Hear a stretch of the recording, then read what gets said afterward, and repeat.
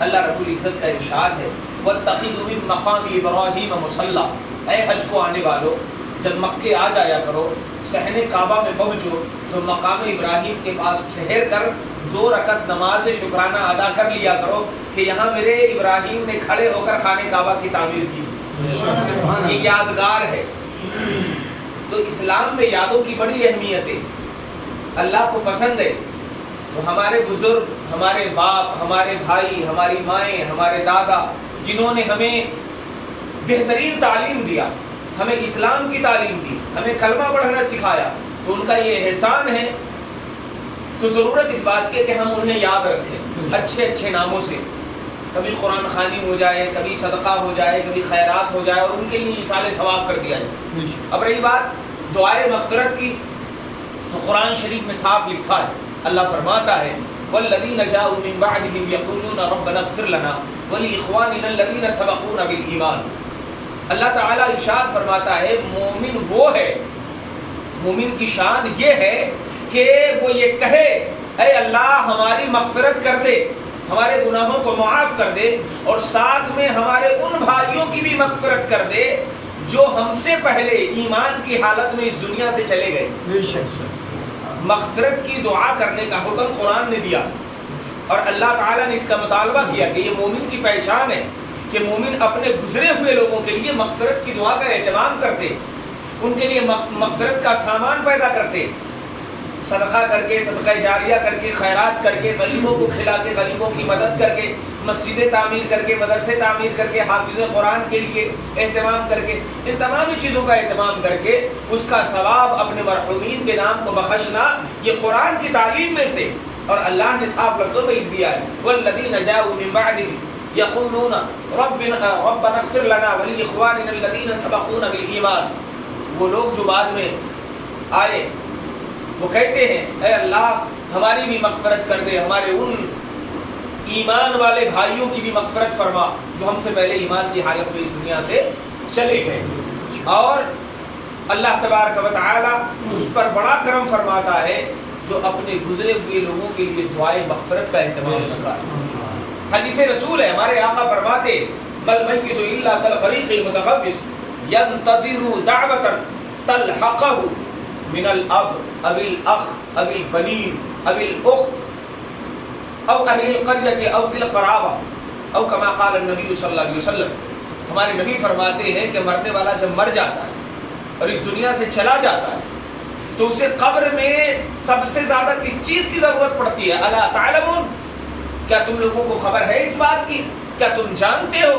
سب صحابہ نے کہا یا رسول اللہ لا اعلم، میرے آقا لا نعلم، سرکار ہم تو نہیں جانتے۔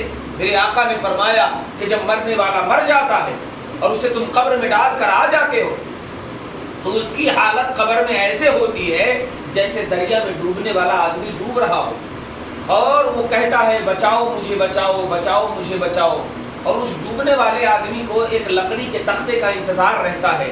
ایسے ہی قبر میں جب تم اپنے مردے کو لٹا کر آتے ہو تو جیسے دریا میں ڈوبنے والے کو لکڑی کے تختے کا انتظار ہوتا ہے، تمہارے مردے کو تمہاری دعا کا انتظار ہوتا ہے۔ بے شک، اس لیے ان کے لیے آنسو بہانے کے بجائے قرآن پاک کی تلاوت کرو، ان کے لیے مغفرت کی دعا کرو، ان کے لیے صدقہ و خیرات کرو۔ نبی پاک فرماتے ہیں تلحقہ، وہ جو اسے پہنچتی ہے، بل میت الا کالغریق المتغوص ينتظر دعوة، وہ دعائے مغفرت کا انتظار کرتا ہے جو اسے پہنچتی ہے، من الاب، اپنے باپ کی طرف سے، من الاخ، اپنے بھائی کی طرف سے، اب البنین، یا بیٹوں کی طرف سے، اب البنات، یا بیٹیوں کی طرف سے، اب الاخت، یا بہن کی طرف سے، یا رشتہ داروں کی طرف سے، یا محلے داروں کی طرف سے۔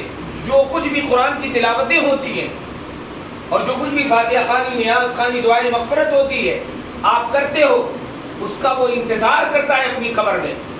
لہٰذا یہ قرآن خوانی، فاتحہ خوانی کا اہتمام کر کے الحمدللہ ہم حدیث پاک کی تعلیم کے عین مطابق ہیں کہ نبی پاک نے فرمایا تمہارے مردے تمہاری دعا کا انتظار کرتے، انہیں دولت نہیں چاہیے لیکن ہماری دعا انہیں ضرور چاہیے۔ تو ہم دعائے مغفرت کا اہتمام کر رہے ہیں، قابل مبارکباد ہے۔ ہمارے بھائی محمد مخصوص صاحب قبلہ کے ہر سال بلا ناغہ اپنے والد گرامی کی تعلیم کے حساب سے یہ ان کے لیے برسی کا اور بیچ بیچ میں بھی ان کے لیے ایصال ثواب اور صدقہ و خیرات کا اہتمام کرتے رہتے ہیں.